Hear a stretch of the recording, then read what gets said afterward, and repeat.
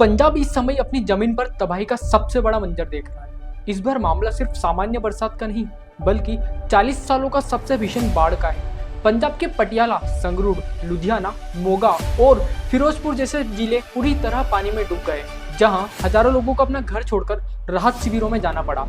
फसलें, घर और इंफ्रास्ट्रक्चर सब कुछ बाढ़ की लहरों में बह गया। ये सिर्फ प्राकृतिक आपदा नहीं, बल्कि सरकार की नीतियों की नाकामी और जलवायु परिवर्तन की एक सबसे बड़ी चेतावनी है।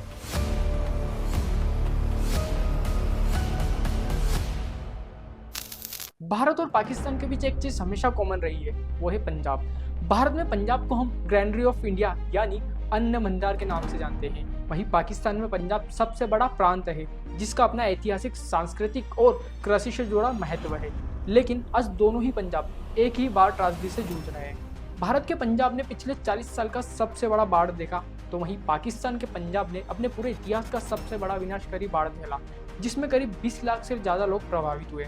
जुलाई और अगस्त के महीने में पंजाब में तबाही का वो मंजर देखने को मिला जिसे लोग दशकों तक याद रखेंगे। 1000 से ज्यादा गांव डूब गए और लगभग करीब 3 लाख एकड़ फसल जो कटने वाली थी वो पूरी तरह बर्बाद हो गई। सड़कें, बिजली और स्कूल और पंचायत भवन सब कुछ पानी में बह गया। हजारों परिवार को अपने घर छोड़कर राहत शिविरों में जाना पड़ा। सबसे ज्यादा असर पटियाला, संगरूर, लुधियाना, मोगा और फिरोजपुर और जालंधर जैसे जिलों में हुआ। यहाँ तक कि हरियाणा से भी लोग मदद के लिए आगे आए।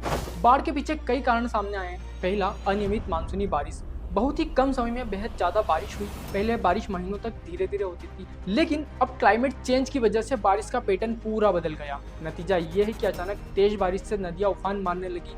दूसरा, सतलुज, ब्यास, रावी और घग्गर जैसी नदियों ने खतरे का निशान पार कर लिया। ऊपर से भाखड़ा और पोंग डैम से भी पानी छोड़ना पड़ा। तीसरा, शहरीकरण और अतिक्रमण की वजह से नाले और वेटलैंड्स पर कब्जा हो गया। पारंपरिक ड्रेनेज सिस्टम बंद हो गए और जमीन उतना पानी सोख ही नहीं पाती। चौथा सबसे बड़ा रीजन है धान की खेती से भूजल का संकट और बढ़ गया। दशकों से धान की खेती होने की वजह से भूजल खींचा गया, जिससे जमीन की क्षमता पानी सोखने की कम हो गई और बाढ़ का असर और गंभीर हो गया। इस बाढ़ का असर 4 स्तरों पर साफ देखा गया है। सबसे जो पहला स्तर है भाई, वो है कृषि का असर। धान, मक्का, बाजरा, गन्ना, कपास और सब्जियां सब बर्बाद हो गई है।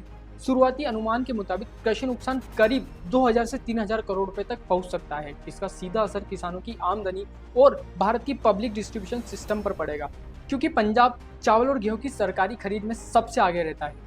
मानवीय असर, हजारों लोग अपने घर खेत छोड़कर राहत कैंपों में रहने को मजबूर हो गए। गंदे पानी की वजह से मलेरिया, डेंगू और हैजा जैसी बीमारियां फैलने लगी है। खाने और पीने के पानी की किल्लत हो गई। सरकारी आंकड़े करीब बताते हैं कि कम से कम 25-30 मौत हो गई है, लेकिन असल में संख्या ज्यादा हो सकती है।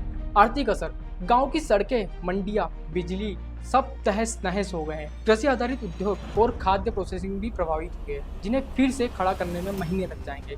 पर्यावरणीय असर, बाढ़ का पानी खेतों में गाद छोड़ गया, जिससे मिट्टी की उर्वरकता घट गई। खेतों से कीटनाशक और खाद्य पानी को दूषित कर रहे हैं, जिससे लंबे समय तक जहरीले अवशेष फैलने का खतरा है। सरकार की ओर से राज्य आपदा मोचन बल और एनडीआरएफ को तुरंत तैनात किया गया है। राहत शिविर खोले गए, लेकिन कई लोग अपने घर और पशुधन छोड़ने को तैयार नहीं थे। फसल का नुकसान आकलन अभी चल रहा है और मुआवजे पर फैसला लंबित है। पंजाब सरकार ने केंद्र से विशेष पैकेज की मांग की है। सबसे बड़ा झटका प्रधानमंत्री फसल बीमा योजना की नाकामी ने दिया। अगर यह योजना पंजाब में लागू होती तो किसानों को इतना नुकसान नहीं उठाना पड़ता। इस योजना के तहत खरीफ फसलों के लिए 2% प्रीमियम, रबी फसलों के लिए 1.5% और साल भर की बागवानी या नकदी फसलों के लिए 5% प्रीमियम देना पड़ता है। बाकी राशि केंद्र और राज्य सरकार बांट लेती है, लेकिन पंजाब ने इसे अपनाया ही नहीं। तो जोखिम कम है और प्रीमियम का बोझ हम नहीं उठा सकते हैं। नतीजा ये हुआ कि आज पंजाब के किसानों के पास कोई राष्ट्रीय बीमा कवर नहीं है।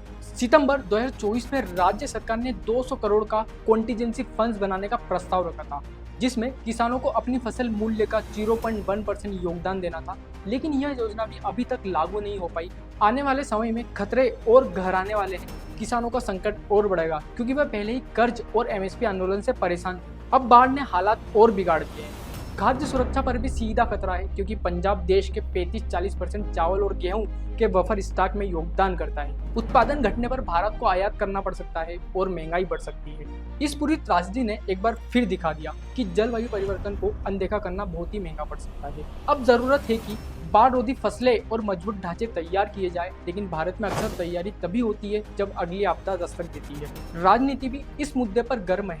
पंजाब की आम आदमी सरकार का आरोप है कि केंद्र से उन्हें सही मुआवजा ही नहीं मिला, जबकि केंद्र का कहना है जब राज्य ने बीमा योजना अपना ही नहीं तो अब पूरा बोझ केंद्र पर नहीं डाल सकता। यानी एक तरफ किसानों का घर खेत डूब पड़ा है और दूसरी तरफ दिल्ली और चंडीगढ़ के बीच राजनीतिक ब्लेम गेम चल रहा है। पंजाब की ये बाढ़ सिर्फ कुदरत की मार नहीं बल्कि नीतिगत नाकामियां और क्लाइमेट चेंज की चेतावनी भी है। अगर बीमा योजना लागू होती तो किसानों के पास सुरक्षा होती, अगर वेटलैंड्स और ड्रेनेज सिस्टम बचाए जाते तो पानी का असर इतना भयावह नहीं होता, अगर जलवायु परिवर्तन को गंभीरता से लिया जाता तो हालात थोड़े बेहतर हो सकते थे। लेकिन हकीकत यह है कि पंजाब का किसान आज दोहरी मार झेल रहा है, एक तरफ प्रकृति का कहर और दूसरी तरफ नीतियों की विफलता।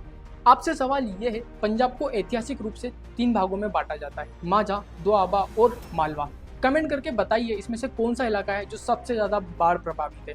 और ये वीडियो आपको कैसा लगा, आपको कितनी इन्फॉर्मेशन गेन करने को मिली, कमेंट सेक्शन में जरूर बताइएगा। मिलते हैं next video. Thanks for watching.